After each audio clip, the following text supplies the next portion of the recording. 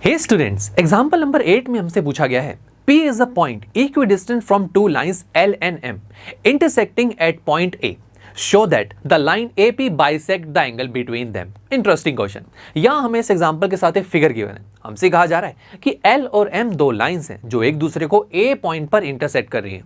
अब P एक ऐसा पॉइंट है जो L और M से इक्वी डिस्टेंट है, यानी कि P से लेके L तक का distance, it means PB distance, और P से लेके M लाइन तक का डिस्टेंस यानी कि PC डिस्टेंस आपस में इक्वल है।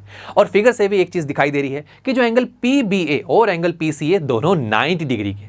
अब हमसे शो करने को बोला जा रहा है कि बताइए कि जो AP लाइन है वो एंगल A को बाइसेक्ट कर रही है, यानी कि angle A two equal parts में डिवाइड हो रहा है। इट मींस मुझे इन शॉर्ट ये शो करना है कि जो एंगल PAB और एंगल PAC आपस में इक्वल है। तो कैसे शो करें?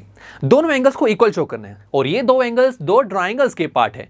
पहला ट्राइंगल है PAB और दूसरा ट्राइंगल है PAC। अगर इन दो ट्राइंगल्स को कॉन्ग्रुएंट कर दिया जाए तो हम जानते हैं जब दो ट्राइंगल्स कॉन्ग्रुएंट होते हैं तो उनके कॉरस्पॉन्डिंग एंगल्स इक्वल होते हैं। तो आइए शुरू करते हैं। In triangle PAB and triangle PAC देखते हैं दोनों ट्राइंगल से रिलेटेड हमारे पास क्या क्या इंफॉर्मेशन है। सबसे पहले हमें पता है कि जो PB साइड है वो PC के इक्वल है, सही है। दोनों ट्राइंगल्स में एक एंगल 90 डिग्री के, that is angle PBA and angle PC। और मजेदार बात तो यह है कि दोनों ट्राइंगल्स में एक साइड दैट इज PA वो कॉमन साइड है। So PA is equal to PA common. तो हमें इन दोनों ट्राइंगल से रिलेटेड 3 इंफॉर्मेशन मिल गई और इन 3 इंफॉर्मेशन की हेल्प से मैं क्या कह सकता हूं। सबसे पहले तो मुझे पता लगा कि दोनों ट्राइंगल्स में एक एक एंगल इक्वल है जो 90 डिग्री का है। एंड स्टूडेंट्स, अगर दोनों ट्राइंगल्स में एक एक एंगल 90 डिग्री का है तो मैं कह सकता हूं कि दोनों ट्राइंगल्स राइट एंगल ट्राइंगल्स हैं। उसके बाद मुझे क्या पता लगा कि जो PB है वो PC के इक्वल है, यानी कि दोनों राइट एंगल ट्राइंगल्स की एक एक साइड भी आपस में इक्वल है। और उसके बाद जो PA साइड है वो PA के इक्वल है। अब अगर दोस्तों PA को ध्यान से देखा जाए, ये साइड दोनों राइट एंगल ट्राइंगल्स में 90 डिग्री के सामने वाली साइड है और हमें जानते हैं एक राइट एंगल ट्राइंगल में 90 डिग्री के सामने वाली साइड हाइपोटेन्यूज होती है, यानी कि मैं कह सकता हूं कि दोनों ट्राइंगल्स की हाइपोटेन्यूज भी आपस में इक्वल है जो कॉमन साइड है। तो तीनों से क्या पता लगा कि दो ट्राइंगल्स जो राइट एंगल ट्राइंगल्स हैं उनकी हाइपोटेन्यूज और एक साइड आपस में इक्वल है। और ये तो हम स्टडी करके आए ना दोस्तों, जब दो राइट एंगल ट्राइंगल्स में एक हाइपोटेन्यूज और एक कोई भी साइड इक्वल हो जाए तो हम कह सकते हैं कि दोनों ट्राइंगल्स कॉन्ग्रुएंट होंगे बाय RHS कॉन्ग्रुएंसी रूल, यानी कि right angle hypotenuse side congruency rule.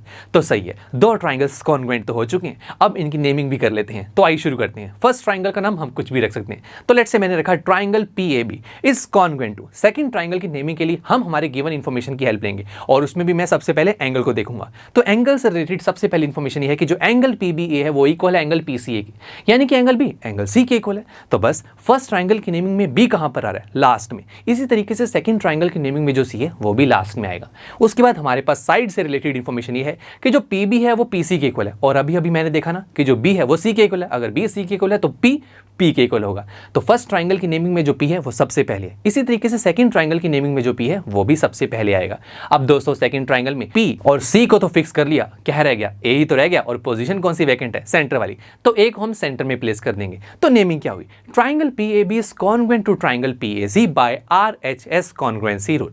अब दो ट्राइंगल्स कॉन्ग्रुएंट तो हो गए, बट मुझे क्या शो करना है कि जो एंगल PAB और एंगल PAC आपस में इक्वल हैं और ये दोनों एंगल्स उन दो ट्राइंगल्स के ही तो पार्ट है जिसे मैं कॉन्ग्रुएंट करना चाहता हूं। अब दो ट्राइंगल्स कॉन्ग्रुएंट हो चुके हैं तो उनके कॉरस्पॉन्डिंग एंगल्स भी तो आपस में इक्वल होंगे ना। देखिए उन एंगल्स को मैं नेमिंग की हेल्प से देखेंगे। देखिए जो एंगल P है वो एंगल P के इक्वल होगा, एंगल A के इक्वल होगा। रुकिए जरा, मुझे A से रिलेटेड ही तो इन्फॉर्मेशन चाहिए। फर्स्ट ट्राइंगल का एंगल A क्या है दोस्तों? PAB। और दूसरे ट्राइंगल का एंगल A क्या है? PAC। दोनों आपस में इक्वल होंगे और यही तो हमें शो करना था। तो यानी कि अगर दोनों एंगल्स इक्वल है तो मैं कह सकता हूं कि जो PA लाइन है वो एंगल A को बाइसेक्ट कर रही है और यही हमें बताना था। चलिए दोस्तों, मिलते हैं आपसे नेक्स्ट लेक्चर में जहां पर हम हमारे इस चैप्टर की एक्सरसाइज 7.3 को शुरू करेंगे। So see you there.